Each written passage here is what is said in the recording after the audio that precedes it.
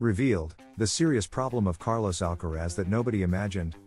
Normally, when Carlitos has played at Queens, the court was brand new, with the grass untouched. However, this year, the introduction of the WTA Queens tournament the week before the ATP event has caused the grass to wear out. The women opened the surface, and the same grass is being used. This means the court is somewhat slower and won't resemble what he'll find at Wimbledon, where he'll play on a fresh surface. As last year's champion, Carlos Alcaraz will be the one to open center court at the All England Club, and it will be in perfect condition. Brand new, the grass is faster than when the dirt starts to show and the footprints make it a bit shorter. That's when the game slows down, and we start to see longer rallies, just like what's happening at Queens. Nadal knows this well, having lost early in Wimbledon to much lower-ranked players like Steve Darcy, Dustin Brown or Lucas Rosol. All of them played a low-shot, highly effective game on fast grass courts. That's where the trap lies for Alcaraz, using a worn grass court as his warm-up tournament. The five-time Grand Slam winner will need some luck in the draw to avoid a big server who could give him a hard time on a fast surface that will gradually lose speed as the matches go on. Not being fully adapted could cost him, especially since his main rival, Jannik Sinner, is playing on a completely new surface at the ATP Halle tournament. We show it below. In any case, Carlitos made this decision, and there's no going back. His debut, against Adam Walton, was very convincing, and he seemed eager to make noise again on grass. His next opponent will be Jaume Munar, a player allergic to these conditions but who has improved a lot this season. Alcaraz is going for his second Queen's title and hopes to equal Feliciano Lopez. Djokovic and the secret of Alcaraz's success: whatever he's doing, it's working. Thursday's session at Wimbledon gave us a powerful image: Carlos Alcaraz and Novak Djokovic training on center court.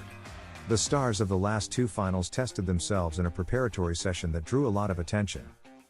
Before stepping onto the court, the Serbian spoke to the media and commented on Alcaraz's vacation in Ibiza after winning in Paris. For Djokovic, whatever he's doing there, it's working. He always wins before and after Ibiza, said the Belgrade native, a seven-time champion at the Cathedral. The former world number one also showered praise on Alcaraz and Sinner after their final at Roland Garros. What they did in that final was incredible. I was at home, my wife wanted to watch the match, but I didn't. During the first part of the match, we went out to eat, but then we came back and watched it. And it was an amazing match. I give huge credit to both. It's one of the most historic matches we've ever seen, he admitted. Sinner and Djokovic brace for suffering in London. The Wimbledon draw has not been kind to Novak Djokovic and Jannik Sinner, who will have to struggle from day one in London, making things easier for Carlos Alcaraz. Wimbledon 2025 is underway, or at least as of this Friday. The final draw and the matchups we'll enjoy starting Monday, June 30th, are known, along with each player's path to the final on Sunday, July 13th. And, as always when luck is involved, some have come out very fortunate with their draw, like Carlos Alcaraz. Meanwhile, others will have to sweat from the start, like Jannik Sinner, Novak Djokovic or Jack Draper. Starting with the number one seed, his first round opponent will be his compatriot Luka Nardi, who theoretically shouldn't cause much trouble, like the winner of Tseng Vukic in the second round. However, the third round could bring a very steep climb, as the 27th seed, a specialist like Denis Shapovalov, could be waiting. If he gets through, in the round of 16, it'll likely be Tommy Paul or Grigor Dimitrov. But the real turmoil starts in the quarterfinals. Lorenzo Musetti, who, by the way, is coming in injured without playing on grass this year, or more likely Ben Shelton, who plays well on this surface. Then Draper, Djokovic or a surprise in the final. As for Noel, it's a very tough road.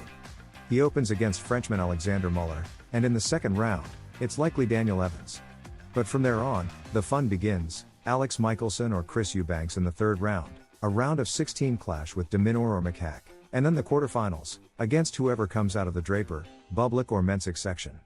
Then Sinner in the semis and a potential title fight against Alcaraz. Jack Draper, up against the early round beast. Fourth seed and local hero Jack Draper has drawn perhaps the toughest early round opponent, Alexander Bublik. The Kazakh had already made noise on clay by reaching the quarterfinals at Roland Garros, and now on his preferred surface, he's gone one step further. At the ATP 500 in Halle, he convincingly beat top 10 players like Sinner and Medvedev, and in Wimbledon, where his best result is the round of 16 in 2023, he wants more. He'll face Jaume Munar in the first round and could meet Marozsan in the second, but in the third round, Draper might await, a matchup worthy of the quarterfinals or even semifinals. Before that, Draper must beat Baez and then either Cilic or Collington. But if both make it, the winner will be a strong contender for the final rounds. In the round of 16, Mensik may be waiting, before a potential quarterfinal with Djokovic, if both advance, of course. Harsh attack on Alcaraz. When you hear him, it's cringeworthy. The US Open has announced a major change to the mixed doubles format. It has been moved to the week before the singles competition. The reason is clear: to attract more stars and make it more exciting. This new approach is already bearing fruit, with players like Alcaraz, Sinner and Djokovic participating. The Mercian will play alongside world number 38 Raducanu. Not everyone is happy about this.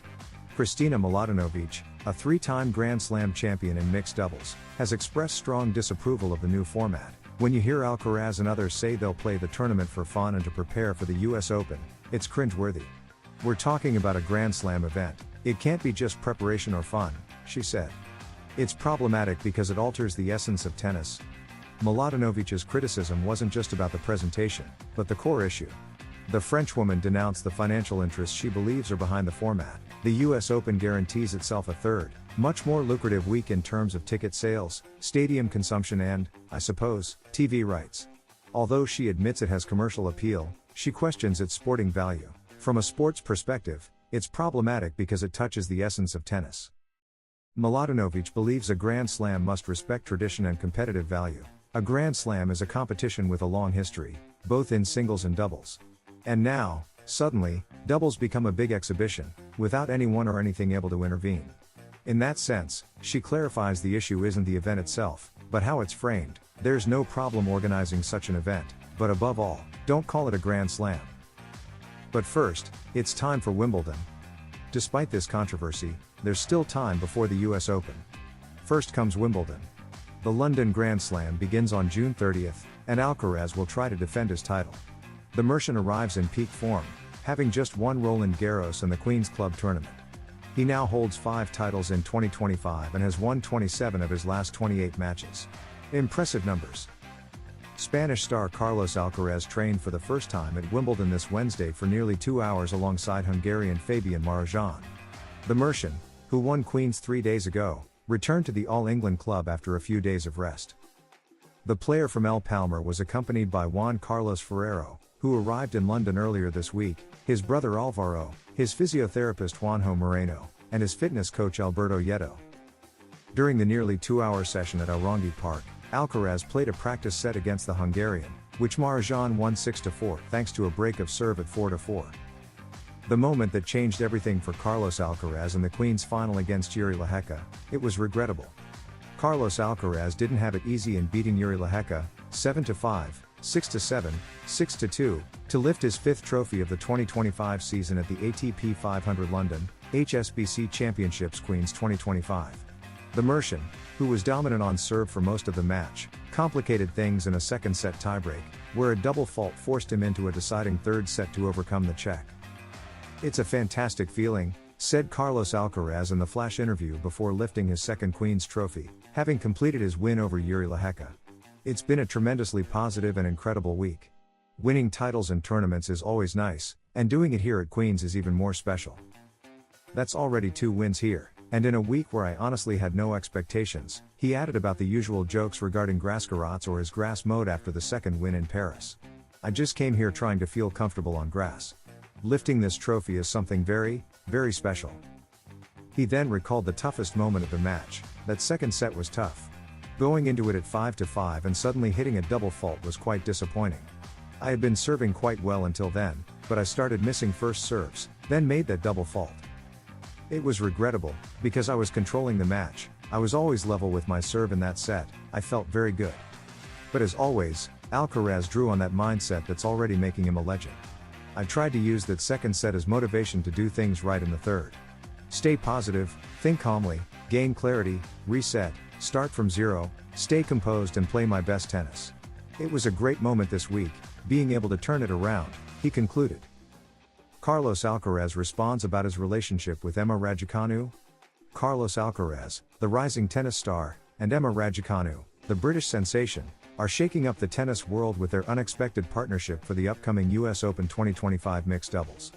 But what really caught attention was Raducanu's surprise appearance at the Queen's Club Championship to support Alcaraz in an exciting semi-final match against Roberto Bautista Agut. In a post-match press conference, Alcaraz expressed his happiness at Raducanu's presence, admitting he was focused on the match and only found out about her being there through social media. "I'm just happy she came to support, to watch my match. Yeah, I think it was great to have her in the stands," Alcaraz shared. This unexpected gesture of support has fans buzzing about the camaraderie between the two young talents. The excitement doesn't stop there, as Alcaraz revealed his desire to return the favor by watching Raducanu compete in Eastbourne or Wimbledon if his schedule allows.